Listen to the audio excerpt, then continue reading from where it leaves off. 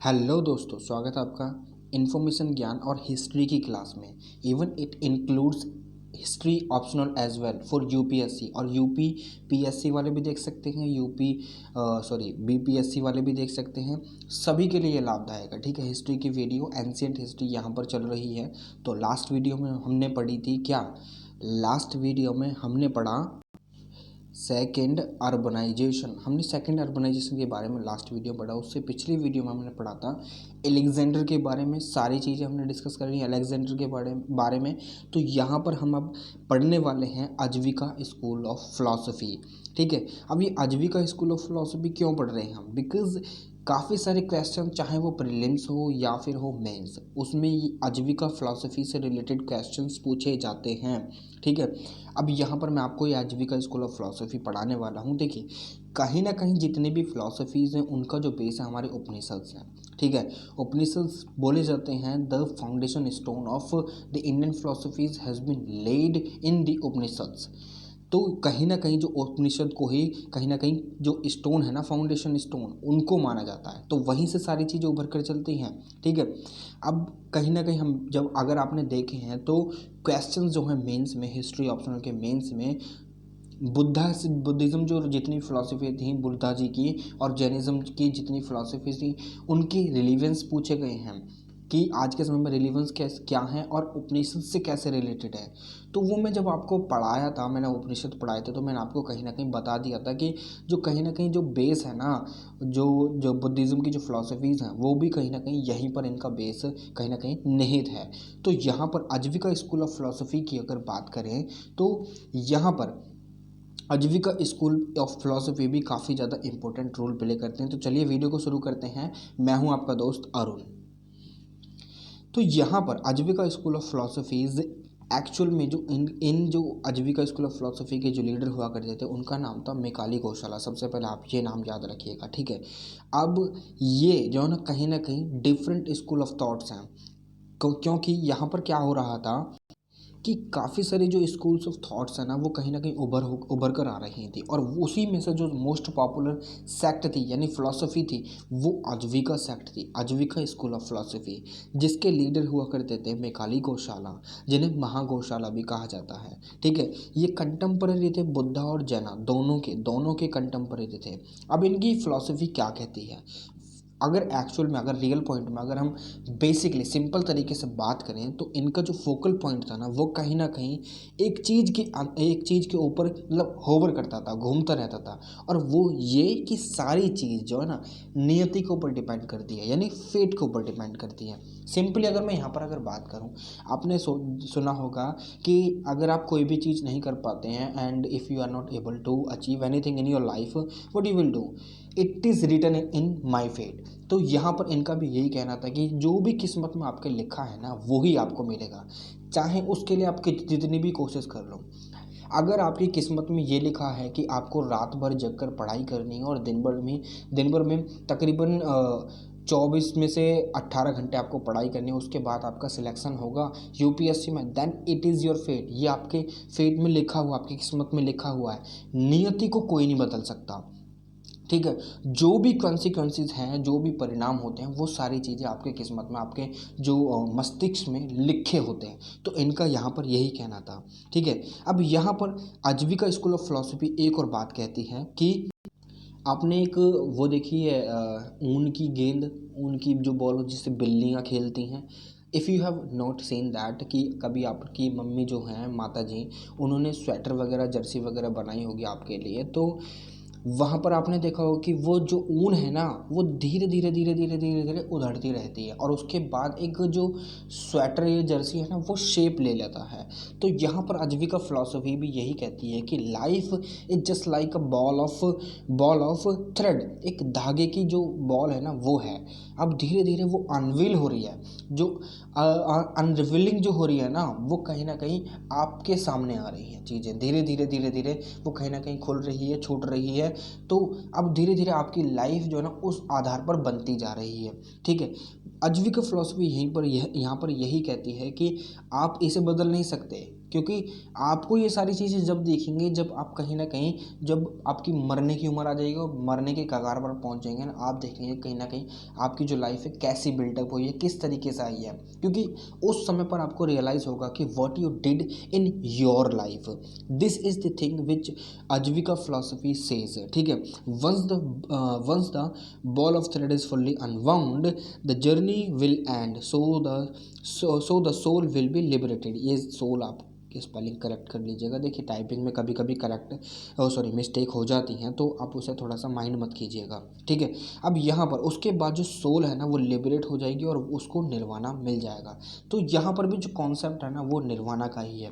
जो मोक्ष का कॉन्सेप्ट हमने उपनिषद में पढ़ा था ना, वही चीज़ें जैनिज़्म में भी हैं और बुद्धिज़्म में भी है। ठीक है, अब बुद्धिज़्म में और जैनिज़्म में मोक्ष का जो कॉन्सेप्ट थोड़ा सा अलग है। ठीक है, अब उसे मैं जब पढ़ाऊँगा तो तभी पढ़ाऊँगा। तो यहाँ पर भी निर्वाणा मिल जाएगा जब पूरी तरीके से धागा जो है ना वो खुल जाएगा।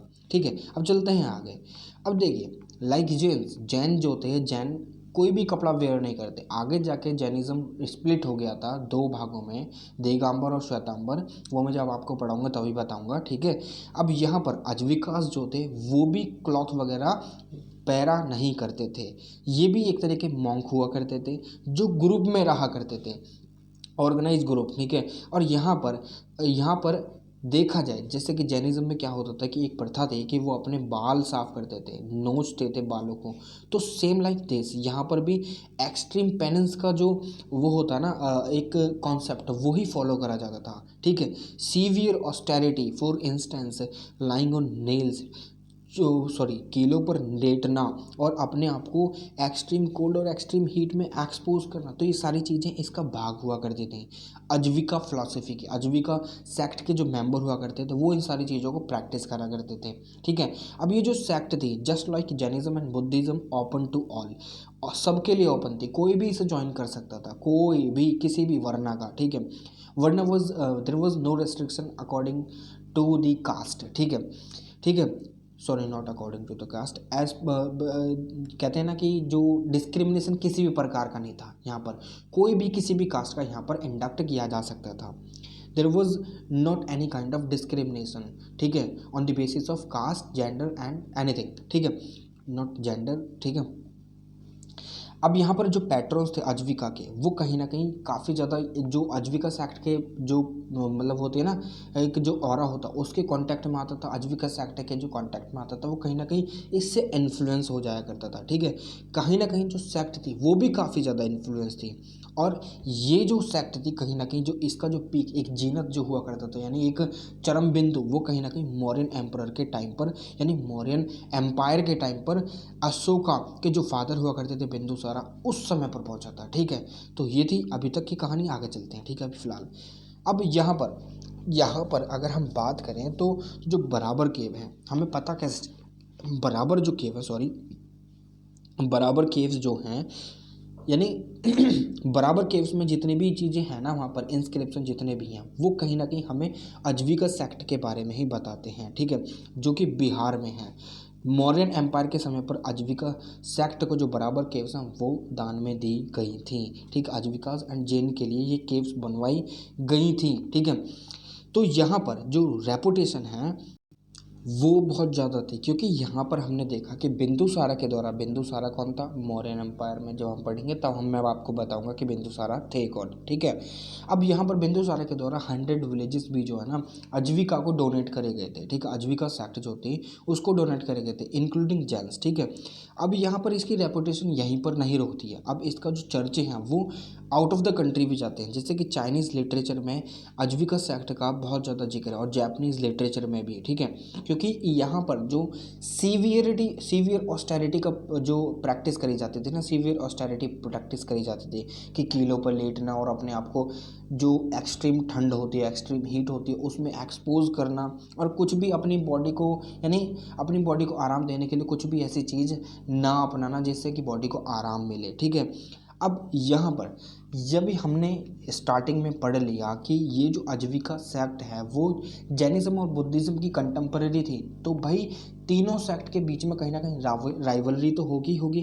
तो यहाँ पर तीनों सेक्ट के बीच में, यानी जैनिज्म, बुद्धिज्म और जैनिज्म और बुद्धिज़्म की कहीं ना कहीं राइवलरी थी अजविका सेक्ट के साथ, ठीक है। अब ऐसा क्यों क्योंकि ये जो सेक्ट थी जैनिज्म और बुद्धिज़्म कहीं ना कहीं ऑर्थोडॉक्स थी, ठीक है। तो इनके बीच में राइवलरी होना तो कहीं ना कहीं इनएविटेबल ही था, ठीक है। अब बुद्धिस्ट टेक्स्ट और जैन टेक्स्ट कहीं ना कहीं जो अजविका सेक्ट उसकी क्रिटिकल यानी उसको क्रिटिसाइज करती हैं कि अजविका के जो लीडर हुआ करते थे मेखाली गौशाला महागौशाला जिसे हम बोलते हैं, उनको भी क्रिटिसाइज करती हैं और शो करती हैं कि ये तीनों सेक्टों के बीच में यानी बुद्धिज़्म और जैनिज्म और अजविका के बीच में कहीं ना कहीं राइवलरी हुआ करती थी। बुद्धिज़्म और जैनिज्म के बीच में नहीं, जैनिज्म बुद्धिज़्म और अजविका सेक्ट के बीच में, क्योंकि ऐसा माना जाता था, ऐसा कहा जाता बुद्धिस्ट के द्वारा कि जो अजविक मॉन्क्स हैं ना वो कहीं ना कहीं छुप कर खाना खाते तो हैं मगर और छुप कर खाते हैं, ठीक है। अपना पेट भर कर खाते हैं। तो ये सारी चीज़ें बुद्धिस्ट के द्वारा जो कहीं बुद्धिस्ट मॉन्क जो थे उनके द्वारा कही गई थी, ठीक है। इसलिए उनके बीच में कहीं ना कहीं राइवलरी रहा करती थी। वहीं पर जो जैन टेक्स्ट है उनके बीच में उनके जो महावीर हुआ करते थे यानी लीडर हुआ करते थे और गौशाला के बीच में एक क्वारल हो गई थी, जिस वजह से जैनिज्म भी जो अजविक सेक्ट है उनके बीच में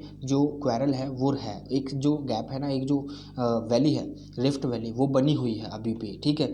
अब ये सारी चीज़ें हुई यहाँ पर, ये थी अजविका सेक्ट, ठीक है। अब आपको ये वीडियो कैसी लगी do let me know in the comment box. I know मैं थोड़ा सा अभी मेरी जो आवाज़ में थोड़ा सा फ़र्क है क्योंकि अभी मैं पूरी तरह से के तरीके से रिकवर नहीं हुआ हूँ। I am really very sorry for this, ठीक है, मगर मैं जल्दी ठीक हो जाऊँगा। अगर आपने मेरा चैनल सब्सक्राइब नहीं करा है do hit the subscribe button और लाइक ज़रूर कर दीजिए वीडियो को, सो दैट कि मेरी वीडियोस को थोड़ी सी रीच मिल सके, ठीक है। अब आज की वीडियो में फ़िलहाल के लिए इतना ही। अगर हम चालू करेंगे क्या, हम चालू करने वाले हैं अगली वीडियो में जैनिज्म के बारे में पढ़ेंगे बेसिक से, ठीक है, पूरे आखिर तक एडवांस तक चलेंगे अलॉन्ग विद क्वेश्चंस। मैंने आपको लास्ट वीडियो में शायद बोला था कि मैं आपको क्वेश्चंस लेकर आऊँगा जो पूछे जा रहे हैं इन रियलिटी एग्जामिनेशन, ठीक है। तो वो सारी चीज़ें मैं आपको नेक्स्ट वीडियो में इंक्लूड करना चालू कर दूँगा। तो अभी फ़िलहाल के लिए इतना ही, अगली वीडियो में आपसे फिर मुलाकात होगी, तब तक के लिए जय हिंद।